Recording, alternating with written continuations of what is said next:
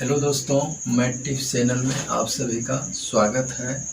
दोस्तों, आज मैं त्रिभुज का जो है दूसरा पार्ट लेकर के आया हूँ। भुजा के आधार पर त्रिभुज के 3 प्रकार का वीडियो अपलोड कर चुका हूँ। तो दोस्तों, दूसरा पार्ट यदि देख रहे हैं तो इससे पहले जो है पहला पार्ट जो है को ज़रूर देख लें। उसके बाद आइए दूसरा पार्ट में पढ़ेंगे कोण के आधार पर त्रिभुज के प्रकार। तो दूसरा पार्ट में कोण के आधार पर त्रिभुज के प्रकार। दोस्तों, भुजा के आधार पर त्रिभुज 3 प्रकार के और कोण के आधार पर भी जो है त्रिभुज 3 प्रकार के, यानी कुल मिलाकर के 6 प्रकार के। तो आइए देखते हैं कोण के आधार पर जो है पहला त्रिभुज कौन सा है। तो पहला त्रिभुज है समकोण त्रिभुज। समकोण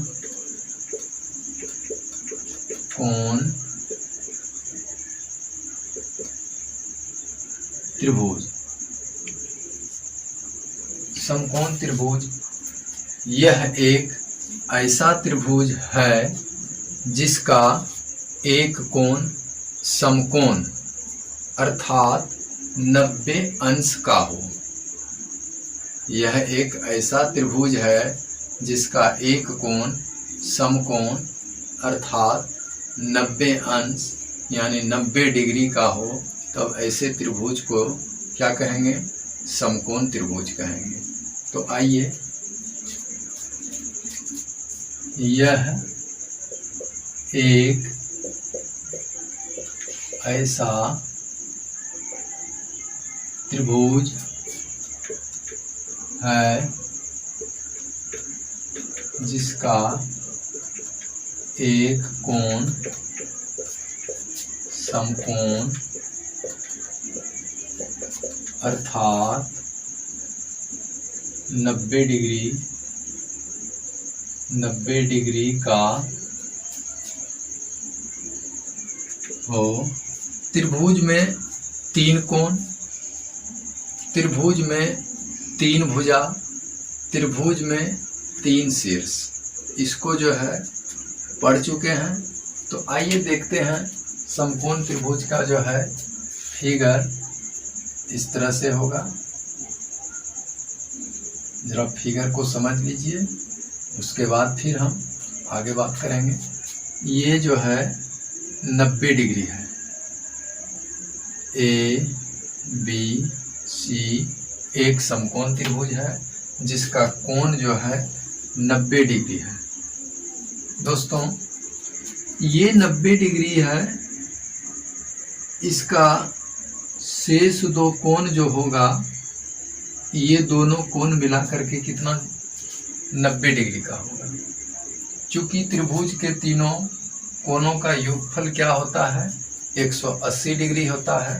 तो जब कोण भी खुद का 90 डिग्री हो गया है तो शेष 2 कोणों का योगफल भी क्या होगा? 90 डिग्री का होगा। अब इस समकोण त्रिभुज में ये तो जो है आधार हो जाएगा, क्योंकि ये आसन्न भुजा है। इसको आसन्न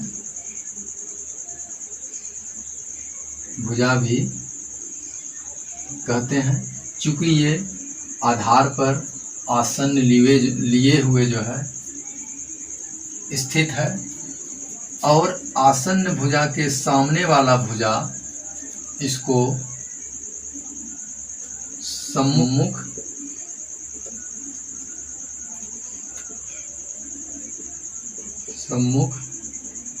इसलिए इस सम्मुख भुजा के सामने वाला भुजा का जो है नाम लंब भी होगा। और 90 डिग्री के सामने वाला भुजा जो है इसको कर्ण कहते हैं। इसका नाम क्या है? कर्ण। अब आइए लंब, कर्ण और आधार में क्या रिलेशन है, इसको जो है समझना है।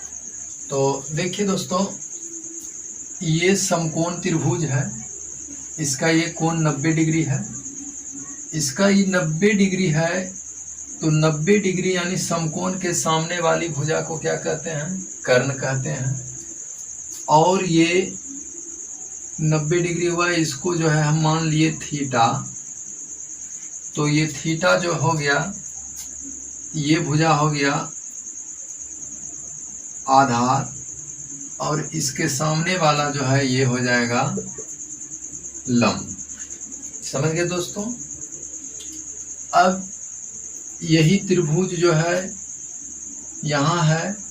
अब इस कोण को थीटा न मान के, यदि इस कोण को थीटा मान लिया जाए, तब ये जो है भुजा आधार हो जाएगा, और ये तब क्या हो जाएगा?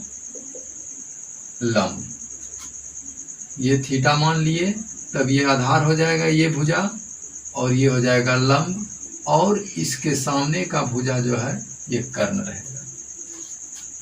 उसी तरह इसमें थीटा, तो इसके नीचे जो है ये आधार हो जाएगा, और ये इसके सामने वाला भुजा लंब कहलाएगा, और ये कर्ण।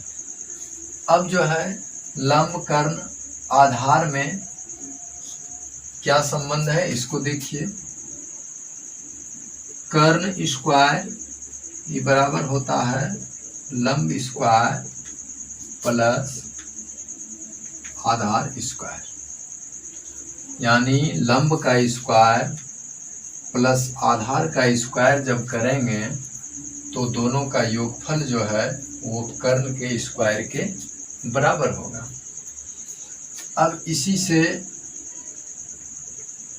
कर्ण जो है निकालना है, तो कर्ण बराबर हो जाएगा, इधर स्क्वायर जब हटाएंगे तो इधर आके हो जाएगा अंडर रूट लंब स्क्वायर प्लस आधार स्क्वायर। इस फॉर्मूला से एक फॉर्मूला ये निकल गया। अब इसी से फिर दूसरा फॉर्मूला, लंब निकालना है, तो लंब स्क्वायर बराबर इस आधार को इधर प्लस है, इधर ले आइए, कर्ण स्क्वायर माइनस आधार स्क्वायर, ये हो गया। स्क्वायर बराबर कर्ण स्क्वायर माइनस आधार स्क्वायर होता है।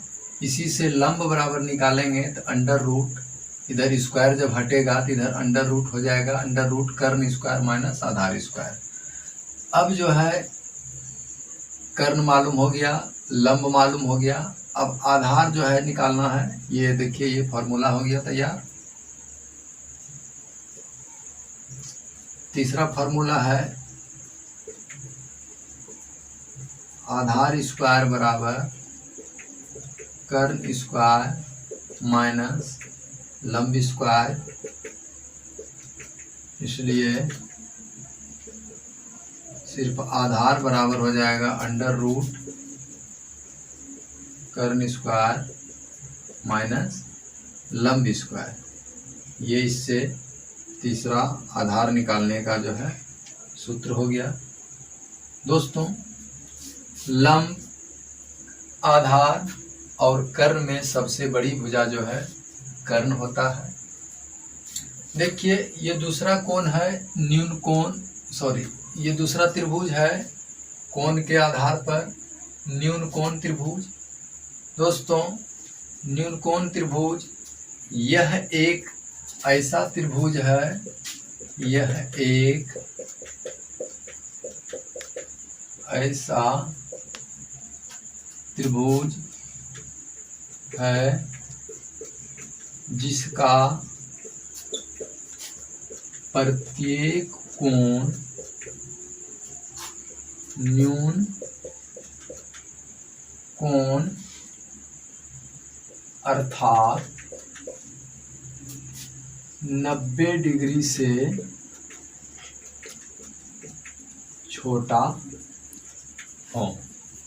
समझ गए दोस्तों? यही जो है न्यून कोण त्रिभुज है। ये भी कोण जो है 90 से छोटा, ये भी कोण 90 से छोटा, ये भी कोण 90 से छोटा, तो इसको जो है न्यून कोण त्रिभुज कहेंगे।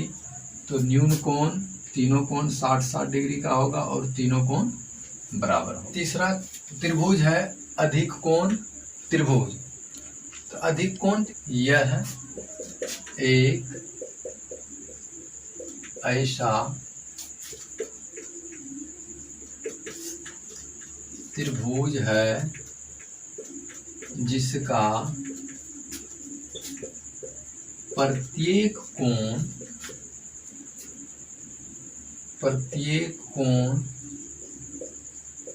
अधिक कोण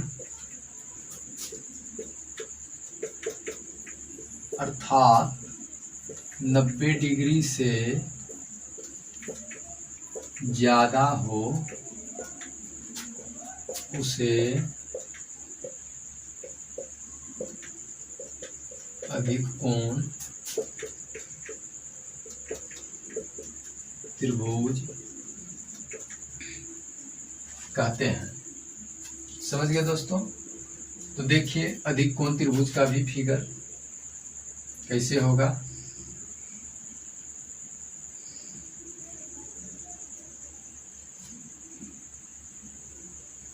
यही जो है अधिक कोण होगा, ये 90 डिग्री से क्या होगा, ये 90 डिग्री से ज़्यादा है, तो यही जो है अधिक कोण त्रिभुज हुआ। ये कोण 120 डिग्री का होगा।